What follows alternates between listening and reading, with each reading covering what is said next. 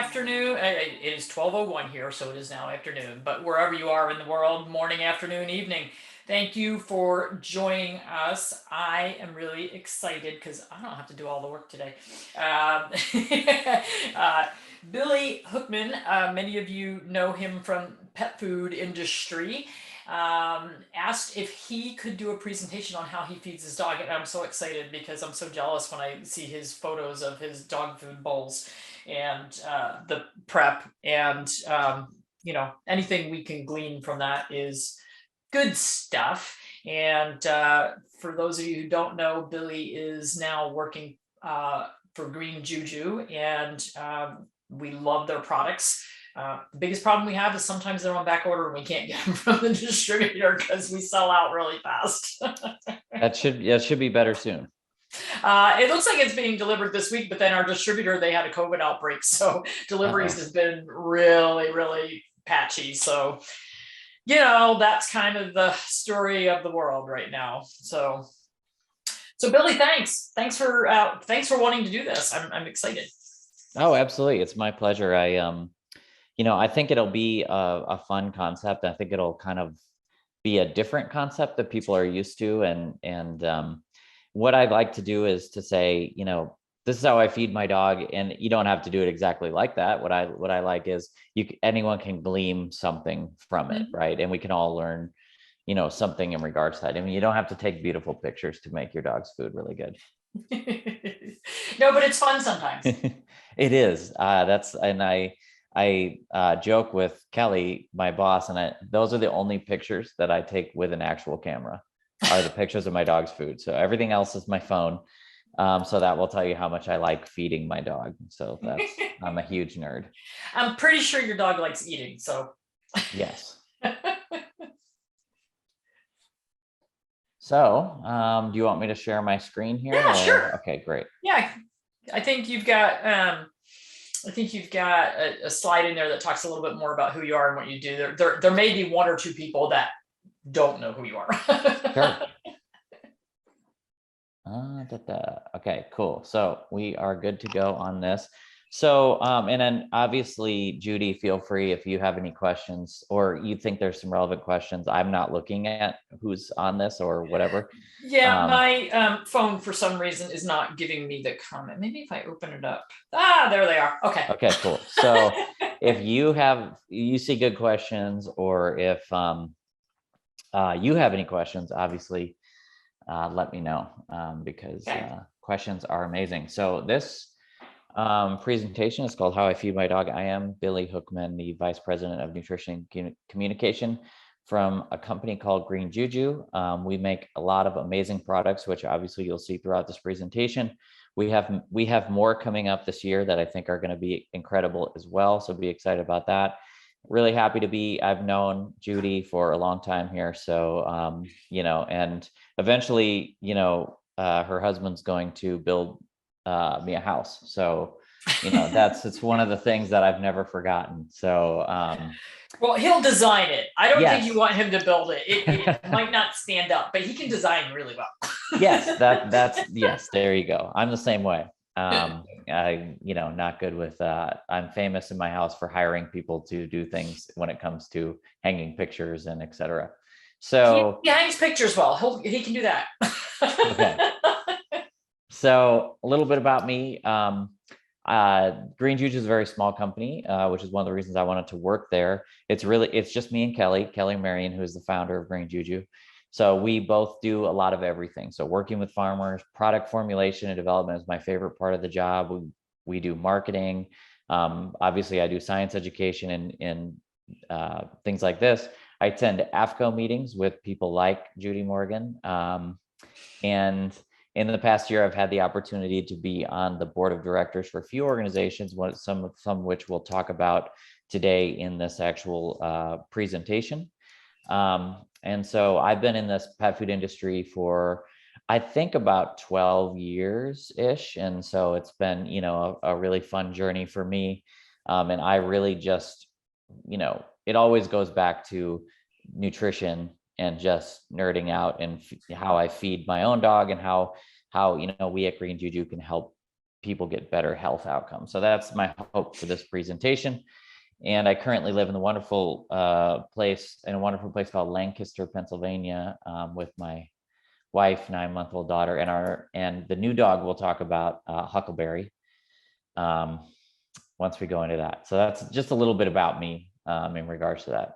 So I had a dog once. This is my dog. Her name is Lua, and she is always 100% going to be my favorite dog in the world. So she passed away in August, and we went on many adventures, as you can see in this bottom left-hand slide here. That's us on the Oregon coast, me taking her down to the beach.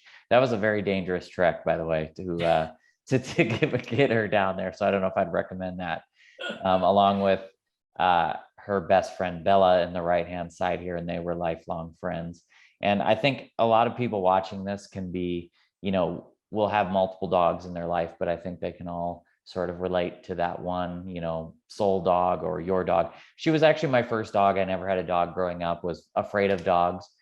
And so, she was the whole reason for my career. And so that's why she'll always be, that very special to me. So that was my dog, Lua.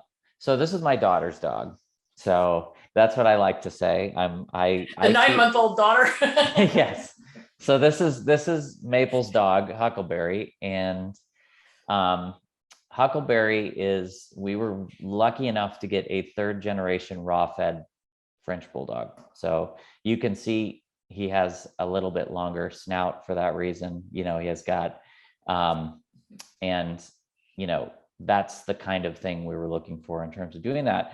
So I joke saying this is my daughter's dog because, one of the things is I don't know, if we were ever ready to have another dog, but we needed to have another dog in the house for her. And I'm keeping him as healthy as possible. You'll see through this presentation, so they can grow up together, which is kind of exciting because he's, I think 5 months old, and she's 9 months old. So they'll be able to grow up together. And he's, the little protector. That was actually, so the smallest photo where I'm holding him, that was I believe 3 weeks old. And I had Emily and Maple pick him out. She shrieked loudly when we brought him over specifically. So that was the reason.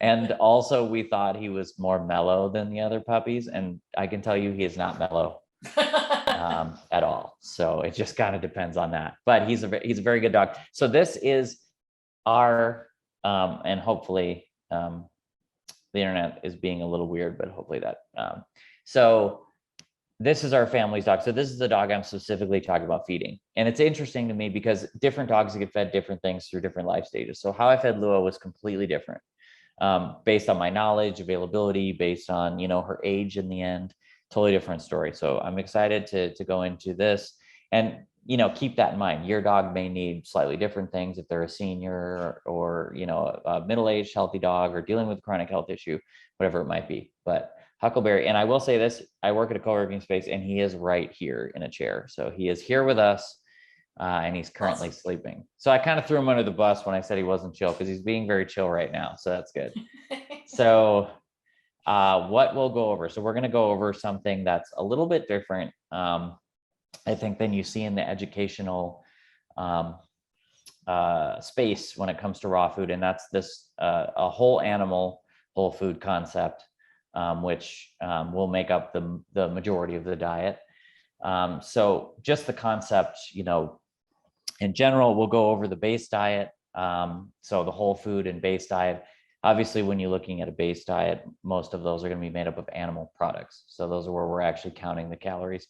We're going to look at secondary foods. We're going to look at occasional foods, and we're going to look at treats, etc. So all of these things are going to bring together sort of this, I guess, vision of this presentation to feed, not necessarily to feed a lot of different types of foods to make up for what would be any sort of nutritional gaps there. And as a bonus, everything that we talk about will be available to you in some form or function. You can buy it at a pet store, you can order it online, it will be available. So anything that you want to enact in this presentation in your own dog's life, or you could probably take a lot of these concepts to cats as well, just throwing that out there.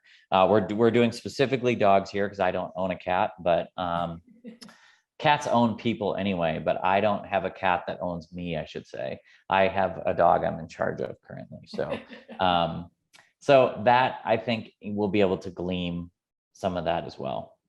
So the concept of a whole food, this whole animal concept I'm looking at it's sort of like penmanship. If you're an author, once you know the rules, I feel like you can break them if it works for your dog. So that's kind of what we're doing here. So first thing I want to say is this is not necessarily going to be the end all be all for everyone. If you're watching this and you have to know how much vitamin E is in your dog's food every day, this probably isn't going to be the end all be all for you. But for those of us that maybe do it a little bit differently, which isn't better or worse, it's just a different concept. I think this is going to be pretty cool. And also those people who also are looking at, every nutrient and how to do X, Y, and Z. I think you guys will be able to glean some things from this as well. So for me, it's all about simplicity and doing what works. I have a very young daughter, so, time is shorter now. And one of the things I love to do is feed the dog. And so, but even when we didn't have a young daughter, one of the things I always did was I always do a ton of variety, but within the foods that are easy to feed and that we have in the house. So, I don't have time to do a giant prep day, so I'm not going to do that. But I do have time to have extras in the fridge that I can add into his food at any time that maybe we all eat or something like that. And so I'm all about simplicity, even though, someone who just feeds like kibble would be like, this is not simple. But I'm all about what works, for me. I mean, there's nothing, I've said this a lot, but there's nothing that I enjoy more than getting up and having coffee and feeding the dog and connecting in that way. I just, that's my favorite. And then you have the afternoon coffee when you feed them dinner. The theme is coffee. So, you mean this stuff? Yes, exactly. So lucky for me, they have barista hour today at the co-working space. So 3 p.m. is going to be a good time. So the first thing is using whole animals and whole foods to meet nutrient requirements. So we are going to talk about using whole animals, and I'm not talking about 80-10-10 ratios. I'm not talking about blending that. I'm talking about the whole animal. So taking a whole goat, grinding the whole thing with the brain, the eyes, the whole deal, and meeting, because unfortunately, when you're constructing a raw diet, a lot of the things I think you're missing and a lot of those nutrients, and having, constructed raw diets professionally and worked with nutrient profiles, a lot of things you're missing is because you're working with the meat that's available to you. So say, be it, beef, let's say you go get, ground beef and liver and heart, right? That's great. I mean, that's a great thing to do, but you're not getting the skin, the eyes, all of those, glands, all of So that was everything. going to be one of my questions, and I'm all over this kind of feeding. I've been doing more of it lately. So like I've been feeding whole ground rabbits and whole ground quail. So we're including the hair and the feathers. So when you are talking about a whole ground goat, is that including the hair as well? To this point, the ones that I'll show you, the goats do not have the hair. There's no way to, so in terms of processing, that's a little bit harder. So the goats will have the skin, but not the hair. So the only thing that'll be included in this list that I'm giving you today is with the hair is the rabbits. But that's an important one because I just, and that's something we'll go into, but whole rabbits with the hair is really the epitome of a prey animal, so I think that's a good point there. But anytime you can incorporate hair into the diet, the better. Specifically, if you look at Feeding Dogs, Connor Brady's book, and he talks about the study where he mentions cheetahs that were fed raw diets without hair, and then cheetahs that were fed whole animals with hair, and they saw much better results in terms of digestion, occurrences of diarrhea with the animals with hair, which makes a lot of sense to me. So that's kind of the whole animal concept. So we'll talk about secondary foods. Secondary foods meaning secondary because you don't really have to count the calories, not because they're not as important as those first foods. Because what we're finding out a lot, and you know, if you look at a book like the Forever Dog book or something like that, you know, we're finding out that plants and supplemental ingredients are playing a huge role as well, you know, beyond that as well, and to fill in some of those. So hint, they're very important. Then we look at it, occasional foods that I don't necessarily feed every meal, but I can add in whenever I want to, whenever I feel like it, right?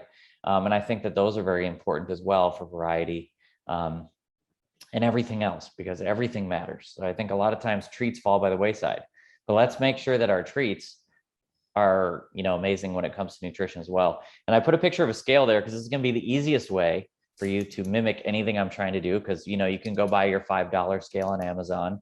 And for me, if you're a raw feeder and you're doing it in this concept that I'm going to break down for you, this is the easiest way to do it. You just stick the bowl on there and measure out the food. That's, to me, is the easiest way to do that, be able to do that. So that's kind of the concept. And I want to break down each one of these things here.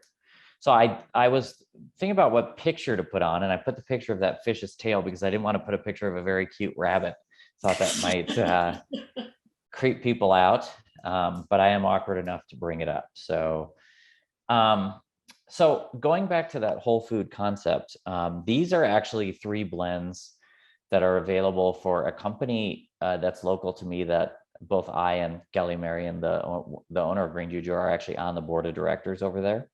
And so I was lucky enough to be able to formulate 2 blends for them. And also this whole rabbit with the fur existed before I got there. And so one of the first cool thing is you notice that this rabbit actually has 45 calories an ounce, which is a little bit higher. And I think that a lot of that has to do with, because a lot of the, you know, if you were to take like a rabbit you buy from the grocery store, it's the whole body, but just the meat part, you're going to be down in like the 30 calories an ounce, which is, you know, very, very low in fat. So this is going to have more residual fat on. I was really excited when I saw their data and saw that that was, because that's a great number for being about a 1-to-1 fat to protein ratio by calories, which is great. And we'll talk about that when we get into the whole rabbit and salmon blend, because there's 2 variations of that I sort of formulated that to be able to for people to have a couple choices here. So again, the main base of this diet is going to be foods that have natural ratios. So these are going to be foods that have appropriate calcium to phosphorus ratios. They have natural ratios of all of the nutrients that you know, dogs and cats evolved eating. And foods that they didn't involve eating, but also have natural ratios for other reasons. And we'll go into raw milk, raw cheese, these things that have natural ratios because they're actually created by evolution biology to be food, right? And so we know why they work. And we'll talk about that a little bit. But the first thing is we'll talk about these whole animal blends. So the whole rabbit with fur, I've used more than anything because these next 2, my specific blends, are, I believe, not out yet. They should be out in the next week or 2. So the whole goat and whole salmon blend is just a proprietary blend of whole goats, as mentioned, you know, with the head, the brain, the eyes, the whole deal. Because again, when people talk about organs, right, they're typically talking about liver, spleen, you know, kidney. There's a big debate about heart. Is heart an organ?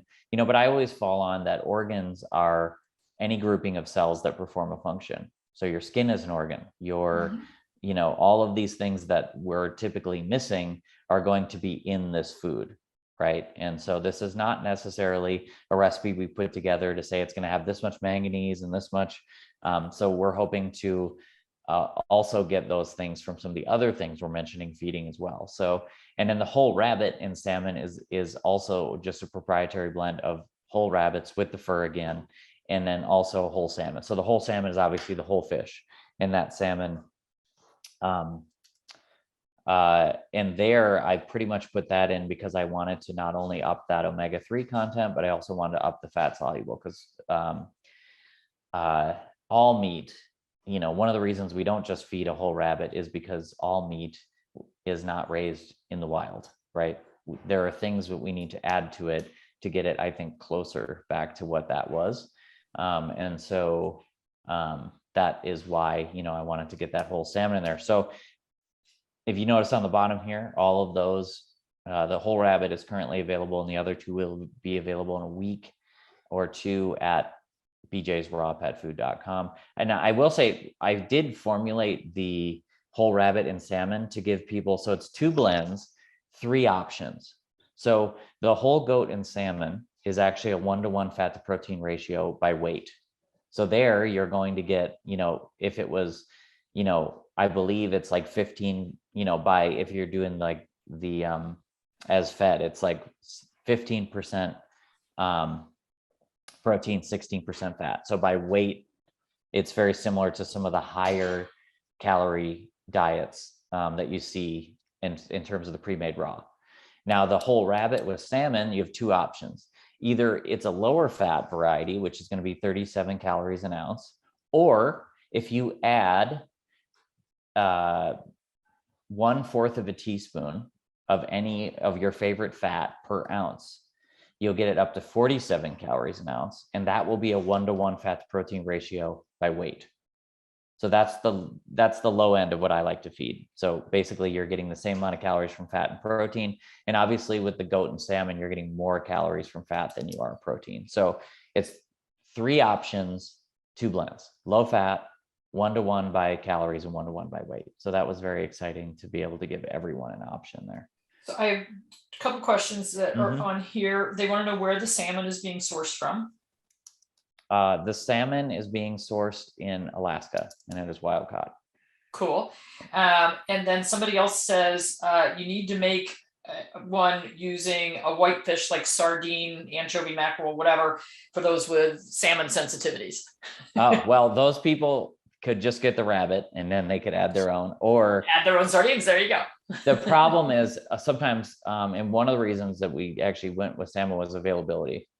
So what can you get throughout the year? What can you, it just depends. Cause you'll see below, I'm a big fan of sardines as well.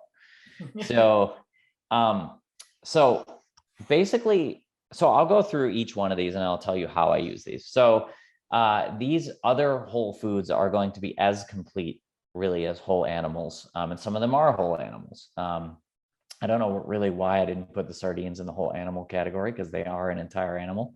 So raw milk, long story short, is, not only the most nutrient dense food on the planet, but it's also in a very high moisture state. So the higher moisture state your food is, the better those nutrients are actually absorbed. So I would highly encourage anyone feeding their dog this way, or really anyway, to incorporate raw dairy or fermented raw dairy, if they want to do fermentation at home, into their dog or cat's diet. Now, this is going to range anywhere from 20 to 30 calories, 20 being on the goat end, maybe the Holstein cow end, and 30 being on like the Jersey cow end. Just it really depends per ounce. Now, another thing that I've been doing a little bit, because I have a dog, ironically, who doesn't do well with raw dairy. We'll talk about cheese and why that makes sense for him. But oddly, of course, I would get that dog. So one of the things that people can do as well, if they don't want to go through the part of fermenting the milk at home, and they have a sensitive animal, because most dogs are not lactose intolerant, right? But some dogs are sensitive to lactose. So one of the things you can do, which is really cool, is you can go online and order what are called lactase drops. And I found a brand where you actually add 7 lactase drops per pint, leave it for 24 hours, and then you have a sugar-free, lactose-free whole raw milk. So that's another option you can do. Very cool. Yeah. So there's a lot of ways to feed this. 98% of dogs are just going to be great with regular raw milk, or if you want to do some fermentation on that. So raw cheese, your dog will be very happy with you. Both raw cheese and raw milk have not only very healthy fat and protein, but have virtually every nutrient we've ever discovered. You're going to see a theme with that, right? And so these are as much whole foods as the whole animals here. So another thing people think about raw cheese, a lot of times you hear people say, oh, I'm lactose intolerant, I can't have cheese. Well, cheese doesn't have any lactose in it. So look on your ingredient label when you go to the grocery store, you'll see 0 sugar. And remember, lactose is sugar. So especially raw cheese. And so the cheese I'm particularly talking about has been aged for 60 days. Now you'll see at the bottom here, there's a double asterisk there. There's a phone number. So my cheese guy is here in Pennsylvania, and he ships nationwide, and he makes the best raw cheese. You can actually get raw sheep's cheese. You can get raw cow cheese. You can get raw goat cheese. And it's a very good price in terms of the shipping, but he does not have a website because he's Amish. So you have to call him, leave a message. It's called Likens Valley Creamery. Leave a message and he'll call you back, and he'll take your card number over the phone. If you're in Pennsylvania, you can drive there. He has an honor system store where you just put the money in and take whatever you want. But they're a very nice family. I would highly recommend including raw cheese, not only in your own diet, but also in your dog or cat's diet. So then we move on to my other favorite food, which is eggs and egg yolks. So eggs are the most nutrient dense food.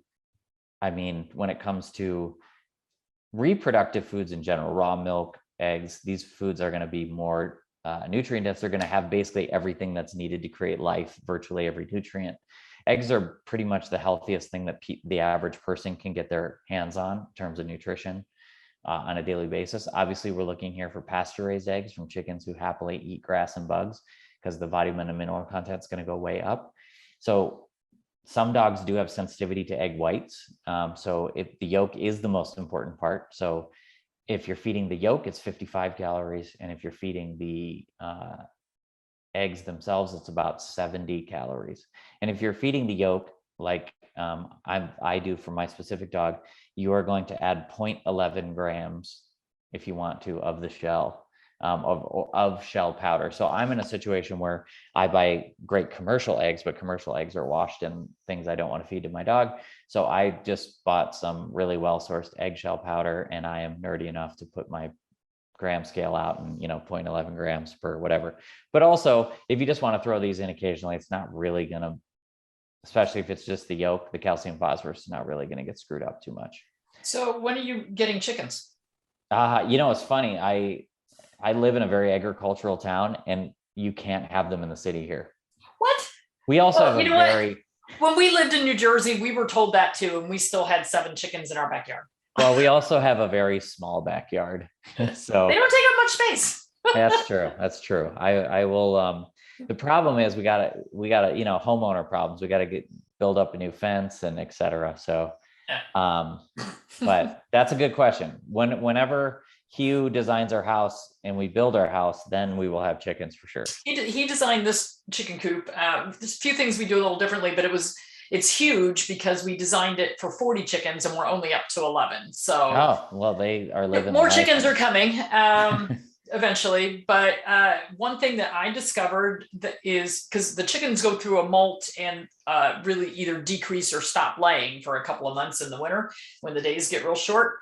And so I was trying to plan ahead when we had extra eggs in the fall, and decided to see if you can freeze eggs. And the answer is yes, you can. Basically, some people freeze the whole egg. I cracked them open and froze them. And I will say the yolk gets a little rubbery. Yep. So it's really best to scramble it. If you're going to feed the whole egg, scramble it. And then I bought these big ice cube trays that each cube is 2 eggs. And so when I thaw them out, I can feed them to the dogs, or I can use them in baking. So for those of you who have extra eggs, you can freeze eggs. Yes, because the shell will crack if you don't. I know that from experience. So when it comes to sardines, this is like my dog's favorite food. And so sardines and these are also available at BJ's Raw Pet Food there. They are 31 calories an ounce.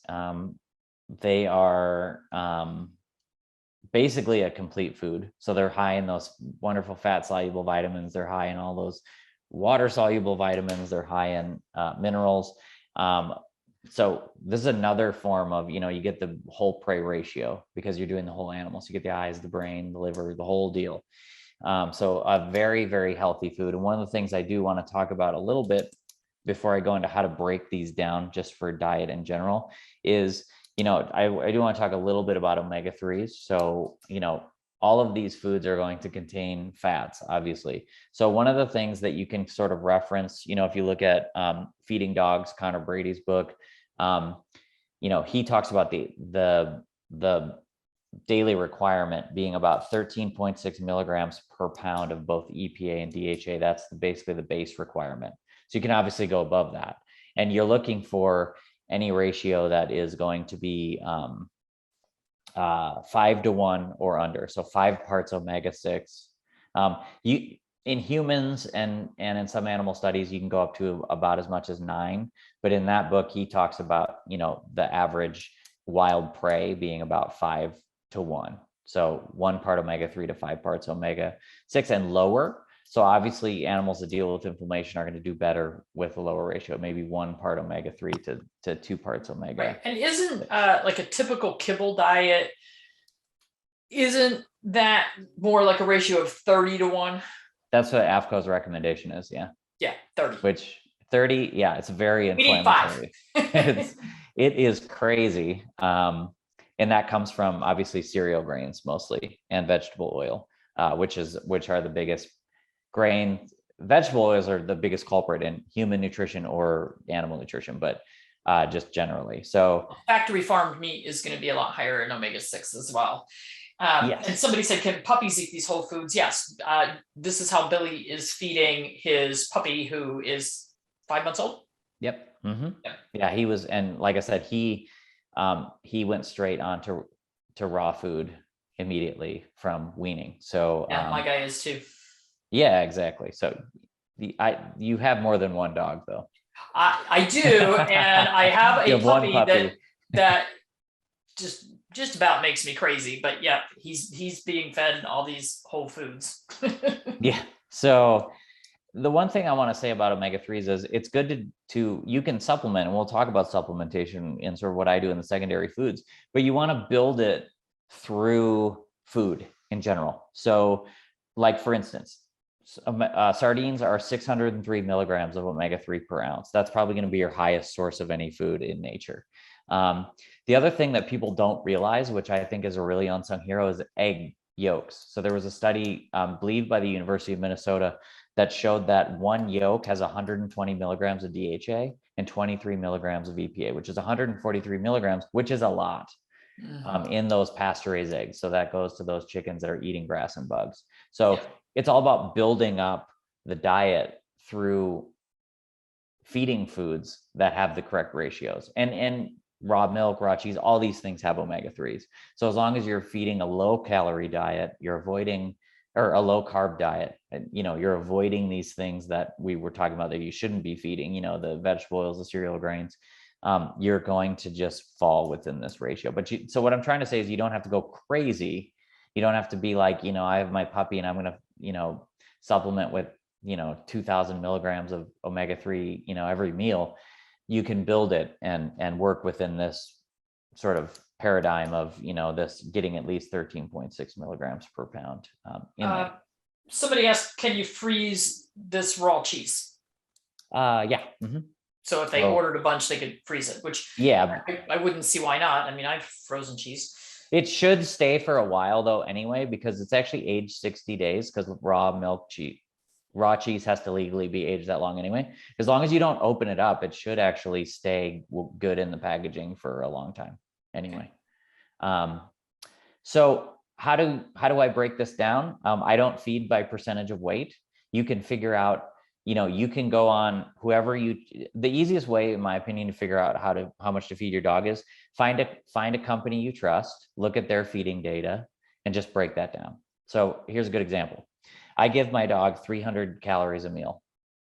Now, within that 300 calories, I can do any one of these foods in whatever order I want, and that gives variety, and they're all whole foods. So I don't have to worry about if I'm balancing calcium phosphorus. I don't have to worry about all of these things I would consider to be whole foods in a similar way or as whole as each other. So if I wanted to do, if I was in the group where I could do a bunch of raw milk, if I wanted to do half raw milk that day, I can do it. If I wanted to do all rabbit with fur that day, I can do it. if I can do any combination. So that's where the simple variation comes through. So we always, our family eats a ton of eggs, right? So we always have that. We always have raw cheese, milk.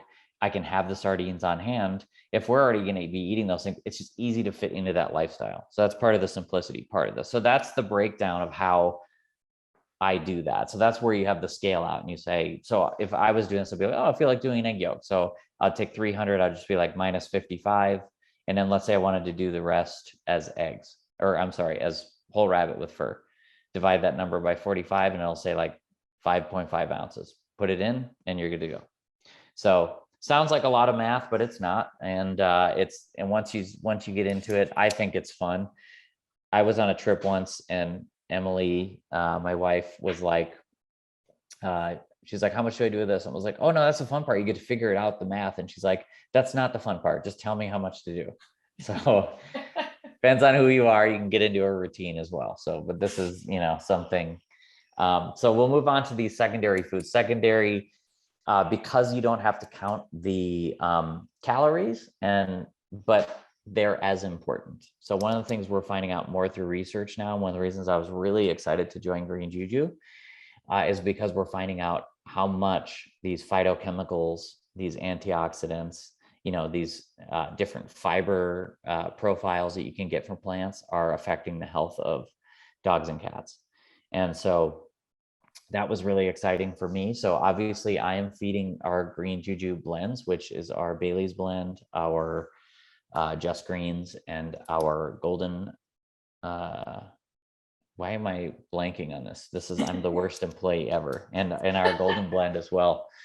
And so my favorite thing about these blends is, the more diversity of plants you can feed generally, so the amount of different plants, the better. And this is the easiest way to do that. So, if you feed, if you rotate between our blends, I mean, you're getting a ton of different types of plants, right? And you also don't have to do the work. We juice these and then add the pulp back. So it's further broken down. So the nutrients are further available, but it's still, in a raw food state.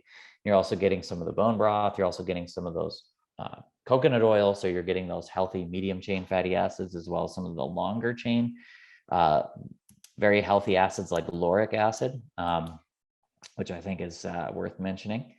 And yeah, so this is a huge part of what I do. And the great part about this is it's almost, you get a huge benefit, and we can see that in the data, if you look at that 2005 Purdue study, when it comes to adding fresh food to dogs that are fed kibble, when you're looking at some of the other stuff coming out, and especially, those who, have read the book, The Forever Dog, this is a way to incorporate a lot of those concepts in there in one sort of shot, especially if you're busy. I became that person when we had Maple. I was like, I don't have time to do any of the stuff, some of the stuff I did before.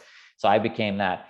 And it's almost, it's very little calories. So you don't really have to, you can do the feeding guidelines, but you can also just, what Kelly calls the plop. You can also just plop it on there and take a spoon and eyeball it. And that's totally fine. But obviously I'm doing this every meal. And this to me is a really big part of, adding extra nutrients and especially extra antioxidants to that whole animal concept. So we want to fill in any sort of gaps, especially because all meat is raised commercially to some degree. So, we're not getting, deer that live in, the North Canadian woods that are eating, that are free of chemicals and, things like that. So this is what we're trying to do there. So another thing I love is bone broth. So you can feed it however you want. I actually like to feed it first because I like to get the collagen going in the gut. I like to start his digestive system by feeding the broth first, and then he gets his food, but mixing it in is totally fine. We do bison and duck bone broth. So those are both sort of, novel proteins. Also interesting, if you're going by the Chinese medicine side of things, you have a few different options there. Bone broth is free amino acid protein, so it doesn't really require any work from the kidneys. So that's a really wonderful thing. It's also just a way to, add more nutrients that are, again, in a high moisture content. So the higher the moisture content, the more easy those nutrients assimilate into your body. That's why, like, when they look at supplement studies, vitamin D drops work better than, vitamin D pill or something like that, because of the nature of what they're actually suspended in. So I do 2 ounces per meal. Our recommended dose is at least an ounce per 10 pounds. And again, this is not going to add, no dog is going to become obese drinking too much bone broth. This is like, 4 to, 6 calories an ounce. So, and it's not, obviously a high carb dose or anything like that. So these are two things that I think are as important as the things I mentioned, but it's really great because the stuff on this page you can kind of add without really having to look at the calories, in my opinion. Some people might have a dog that looks at food and becomes overweight, and I understand that. But, I think for the most part, if you're feeding this way, you don't really have to worry about weight as much, because if you're feeding a higher protein, higher fat diet, they're not going to be inclined to gain as much weight anyway. So Actually, one of the things that I have found is using like your veggie blends or a veggie grind, actually increasing that, because you're not going to increase the calories very much, but it actually steps up the metabolism. So if you have a dog who you're having a hard time getting the weight off, give them 2 plops per meal instead of one. It gives their body something to work at, and it actually gets the metabolism going a little bit, fills them up a little bit, and I actually find it's easier to get them to lose the weight when we add more of that. oh, that's a great tip. Yeah, we that is a very good tip. So definitely try that as well. So one of the things I love too, that I do every single meal, is raw bee pollen. So I'm lucky to have found one in Pennsylvania that is local to me, that is never dried or processed in any way. It's frozen immediately, in the springtime. And going back to the whole concept of feeding whole foods and kind of going back to nature, what I love about bee pollen is most dogs aren't out living on a farm. Most dogs aren't, out in the woods every day. This kind of brings the environment into the dog. So if you think about local, and it doesn't have to be local, but if you think about local bee pollen, that's everything in the environment. These bees are collecting all of the things that are out there, in the air, all these things that are, coming from these different plants, and they're kind of putting them in one area. So I think this is a great, and you do have to, there are dogs who have allergies to, things like honey and that kind of stuff. So you can start slowly with this, one small granule or whatever it might be. But I do this pretty liberally because, we live in a city, and that's where Huckleberry walks, 99% of the time. Even when we go to the dog park here, he's, on AstroTurf and, that kind of thing. So I like to bring all of that. And bee pollen is also one of the most complete foods on the planet anyway. So, it has virtually everything we've ever discovered in nutrition as well. It's very, very high in antioxidants. One of the highest, measured on something called the ORAC scale, which is measures antioxidant activity in foods. So I use this, and this is another great fill the gaps item.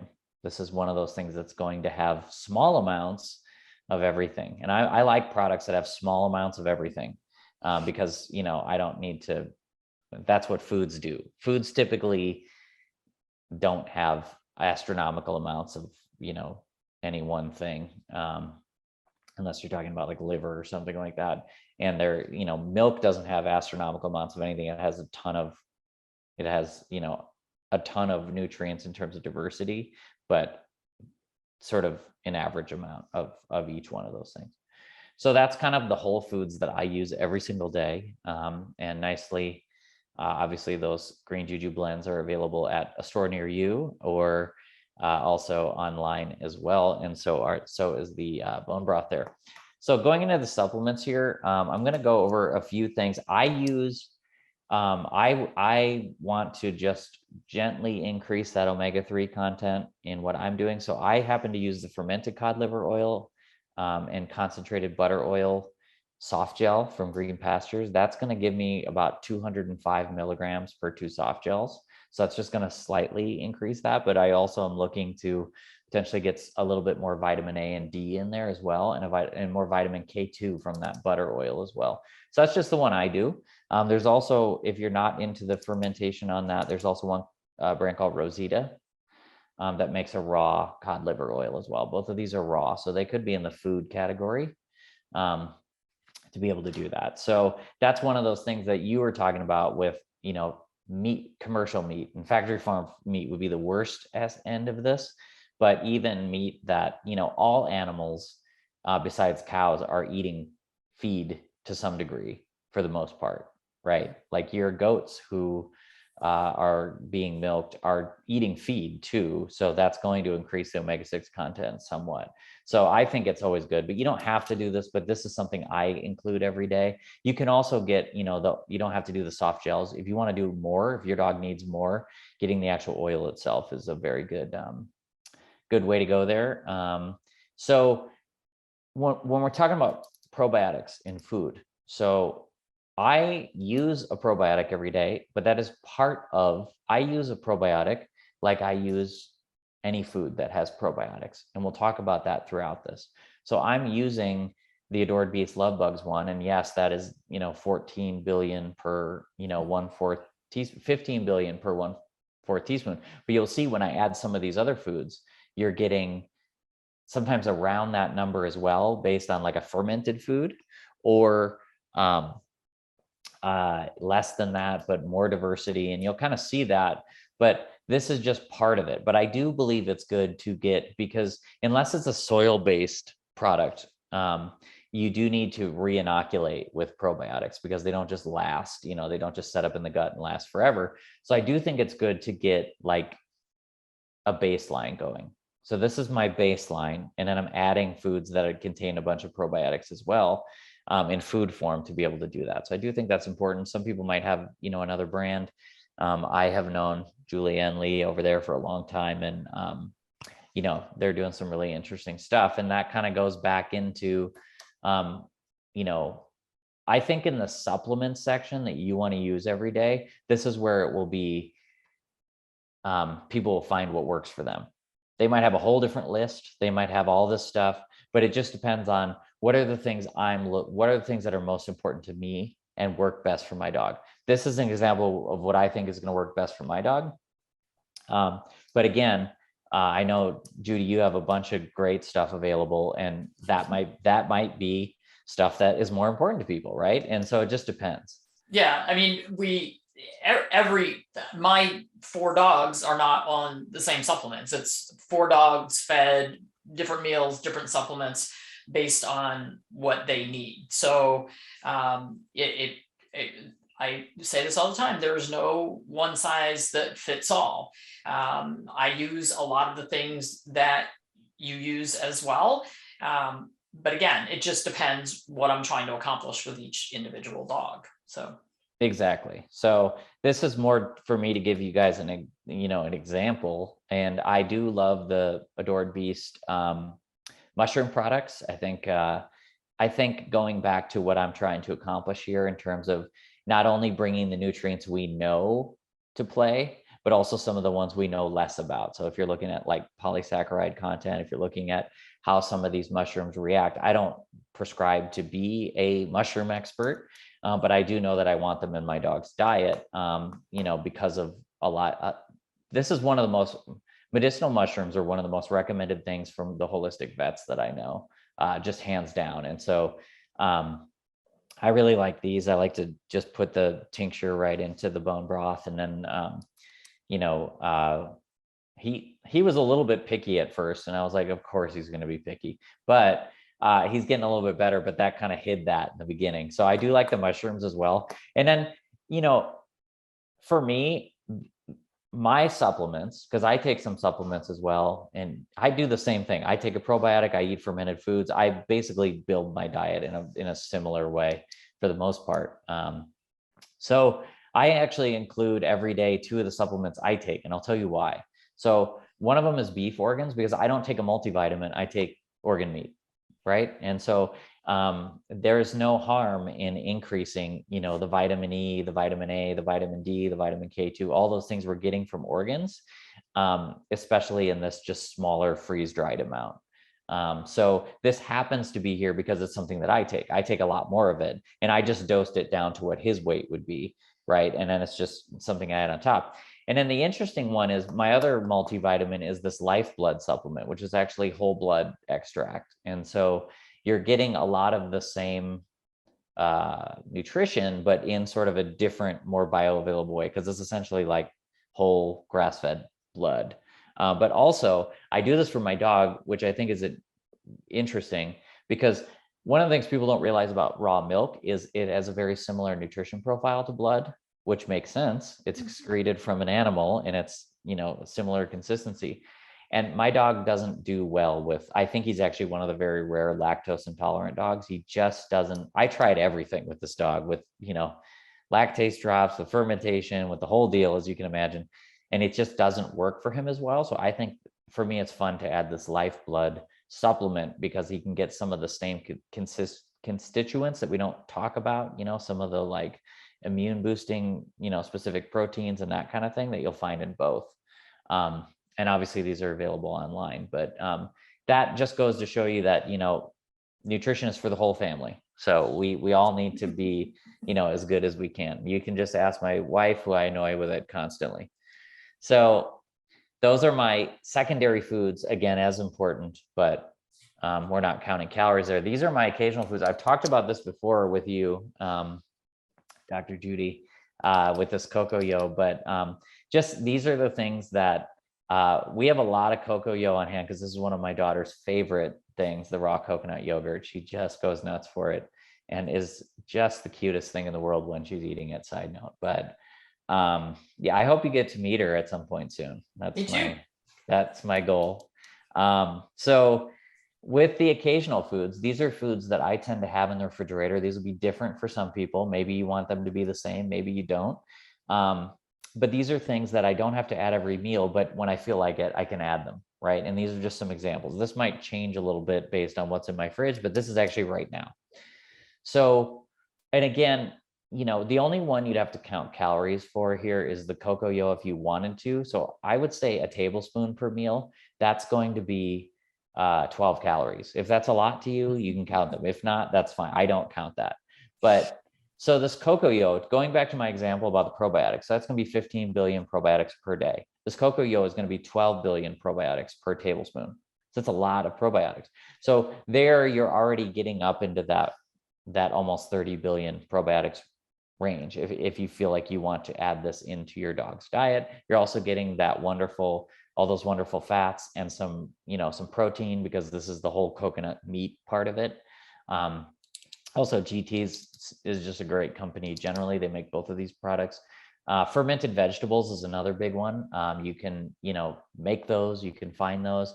I typically you can do as much as you want. Again, it's not going to be a calorie thing. It's going to be more of a, like, do they like it? / sometimes it needs to be mixed into their food, but this is highly beneficial because especially if you can find wild fermented vegetables, because those are going to be soil-based probiotics. And what wild fermentation is when you just reduce the pH and let the good bacteria grow, which produces not a ton of probiotics. So it's not going to be like 10 billion probiotics, but they're actually going to set up in the gut and be able to reproduce, and they're going to be more effective. It's kind of like raw milk.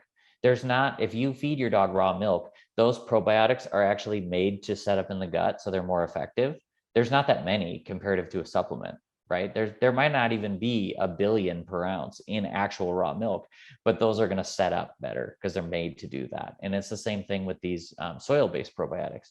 So I'd highly recommend people add in fermented vegetables as well. And then kombucha is a really easy one. Kombucha is really healthy if you say to yourself, I want to drink more tea for health. Kombucha is a great way to do that, because people forget that kombucha is green and black, or black tea fermented. So you're reducing the caffeine content. So great for people. That's actually my favorite flavor right there. Side note. So if you go to like Whole Foods or something, you can find that.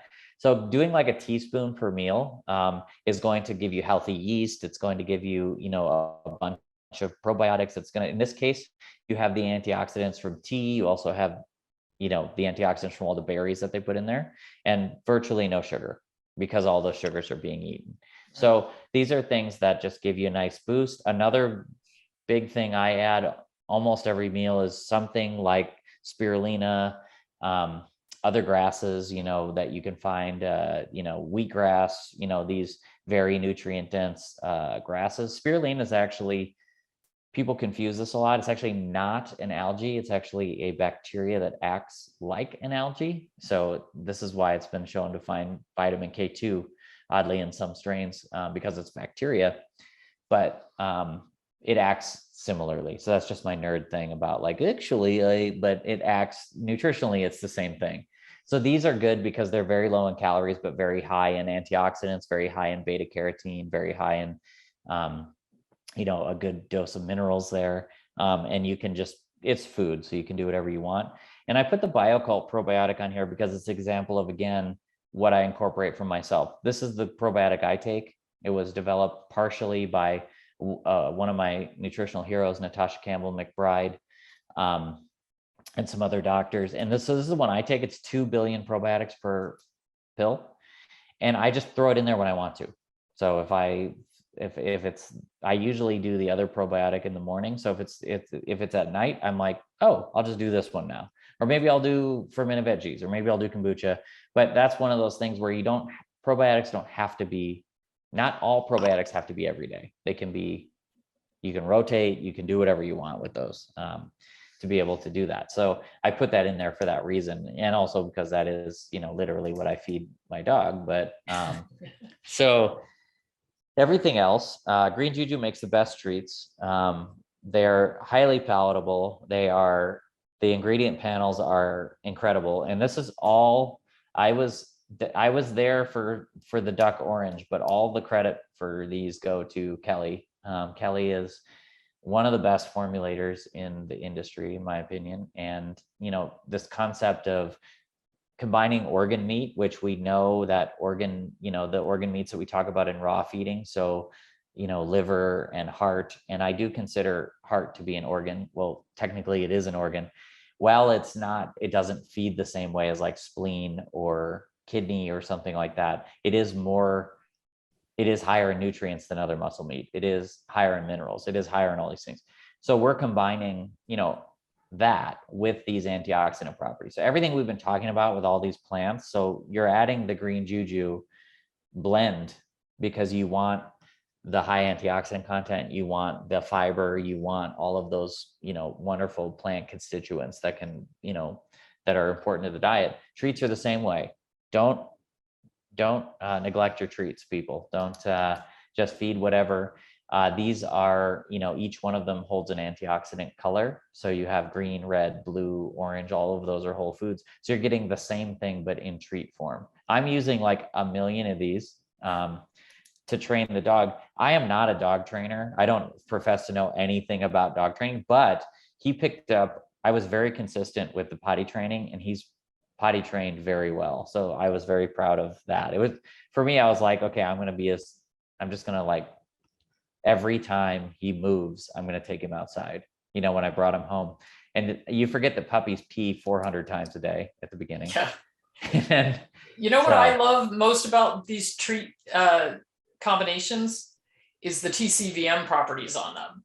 So it's an easy way to say, okay, we've got liver cheese stagnation. Here's what we need to feed. And your bison green is really good for that. So, and the beef red.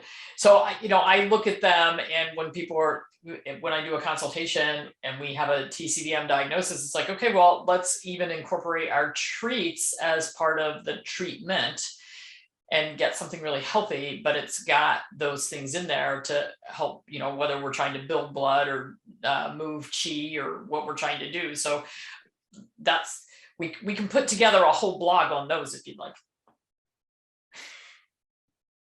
Yeah, well, that would be great. And that's good. That's good news to me. It's actually funny because whenever people talk about TCM, I'm always like, I don't know anything about it, but I always just go to Judy Morgan. So that's my I like to go to people who know things that I don't. And so, yeah. And so I think, the uniqueness of this. I also think it's important to mention too, that at Green Juju, we're in the business of keeping things totally natural. And what I mean by that is we're not making treats that, have a specific consistency. So we want to put an ingredient that will make it gummy or what, it's just organ meat, whole vegetation and things that are going to be highly beneficial. So I'd highly recommend, obviously, that people are using these treats. They're also going to not be conducive to weight gain. So they're going to be very, very low in carbohydrates. Even our blends, by the way, are 3% net carbs, our green blends, and our golden blend is 6%. So everything stays in the low carb, side of things. And these treats are the same way. So it's not like you're going to make your dog obese by feeding, too much bison green or something like that, because they're freeze dried and they're going to be not super conducive to that. So the other on here is your food. So this is another big part of the equation. All of these things can help to build this diet, because we're not going by, hey, this is a commercially balanced raw diet that we measured X, Y, and Z on all of these things. We're going by variety over time and every day. And so the treats play a big role in that. And also, so does your food. I do this all the time. When we're cooking in the kitchen, we buy a pig every year for our family. If I'm making chili or something like that, what do? I give Huckleberry some of the raw pork before I start cooking it. Then I'm eating a banana in the kitchen, I'm going to give him some of that. I'm eating, X, Y, and Z, and these can also help fill gaps and also give nutrition. And so I think that all of these things play as important role, but they're just in different, amounts and ratios. And so just don't feed, pizza crusts and, your high, your bad stuff. Yeah. And I always tell people, I think I wrote an article once that I said, share your food. And if you're finding that nothing that you eat is healthy enough to share, you might want to reevaluate your own diet. So true. Very true. So something to think about there. So in conclusion here, remember, just doing your best is all you can do. So no one's going to know everything. The things I know now compared to when I was, knew everything in the beginning of joining this industry is crazy. So we're all learning. And, when I look back at Lua's life, I say, could there have been things I did differently? Probably, but I did the best I could, and that's what she deserved. And that's the best she can get. And so you don't have to fret. Given this system, you can fret over every small detail if you really want to, but you don't have to. So you can just think about, one of the reasons I wanted to sort of like develop this as a system was because I remember talking to a farmer I used to work with, and he said, my dogs like your food, but they prefer the fresh rabbits that they hunt more. And I was like, that makes sense to me, actually, right? And so, that weighed on my mind. And then, when I was able to get the opportunity to go into some of these whole animals, I was like, this could be, really cool. So you don't have to fret over every small detail. Think about all of those dogs 100 years ago that everybody tells you about, like, oh yeah, or like 50 years ago where they were like, oh yeah, we had dogs and we just fed them whatever, and they all lived to be 20. That's because of variety. And that's because, we weren't looking at every small detail. We were just looking at, they were just eating real food. Yeah. So that's another thing here. So you utilize those whole prey ratios for easy nutrition. I think it's the easiest way to look at feeding, a complete food. Remember all those secondary products. You definitely want to think about getting those daily greens in there, getting, some of the golden blend, some of those things, because they are as important, especially, some of those omega-3 boosters. Occasional foods help fill the nutritional gaps. So those things in your fridge that you just want to add to which is great. Treats matter, and remember, share your food, because your dog will love you, and you can nurture that relationship that brought us together in the first place, which is sharing food. So thank you very much. And if there's any questions, that'd be great. Thank you. So it's kind of funny because I, in the past, have not been like the whole ground rabbit or whole ground quail or, whole ground food. I've done whole sardines. And it's only because I get a lot of stuff from Hair Today, and that's a place where I can get these things. So when they started doing the whole ground rabbit with the hair and everything, I thought, well, this would be an interesting addition in the rotations because I use some commercially balanced prepared products in their rotation. And I just thought, well, this would be very cool and fun just as add-ons and in their rotation. And I've been doing more of it. And so I'm very thankful that you did this presentation because it kind of, it's funny how you kind of at some point, I don't know why you and I are thinking like we're changing to the whole food at the same time, but I just think it's a great addition to what we've been doing and having lots of options. And I think there he's back. I think we have, sorry. Yeah. that's okay. I think we have lots of options for feeding our pets, and there really is no absolute right way, absolute wrong. Well, there are some absolute wrong ways, but I think it would be foolish for really anyone to say that we know exactly the nutritional profile that our pets need.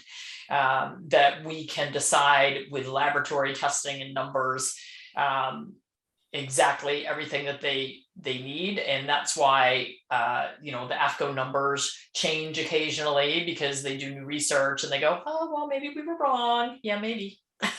They do the research. Well, the other thing to think about too is even if you, and I am a proponent for if you want to know all of the nutrient profiles, but even when you do that, you're guessing slightly as well, because it's not like every chicken liver you feed is going to have X amount of D or, it's an average. Exactly. Yeah. Exactly. So you would have to test every single batch of what you feed.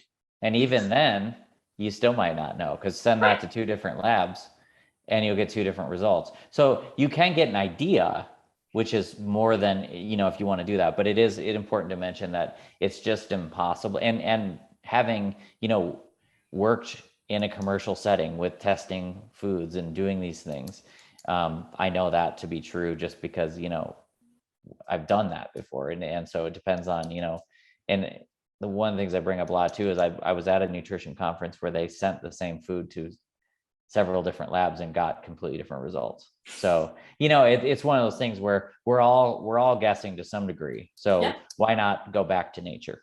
Yep. Well, it's not nice to fool Mother Nature. You have to be old enough to know that commercial. Anyway, Billy, this is amazing as usual. You're always full of great information. I'm sure there were a lot of questions that I missed, but tried to kind of get some of the highlight ones, and certainly questions can be submitted to us, which I'll probably pass along to Billy, but that is fine. Billy, thanks. It's on our Facebook feed, so it'll stay there, but I think I'm going to convince Gwen to also put this one in Dr. Judy U because it is incredibly educational. And that would be an easier place to find it rather than having to scroll back through Facebook pages and that sort of thing. So I look forward to seeing what new products you guys are going to come out with. Please keep us posted. One question that I did see go through, the BJ's raw pet food. Mm-hmm. I think it had a little star next to it for the sardines. Is that who's producing the whole rabbit and the goat? Yeah, it's all the same. Yeah, and they're direct to customers, so they're made. So they ship. And the next question was, they're not related to BJ's Wholesale Club, right? No.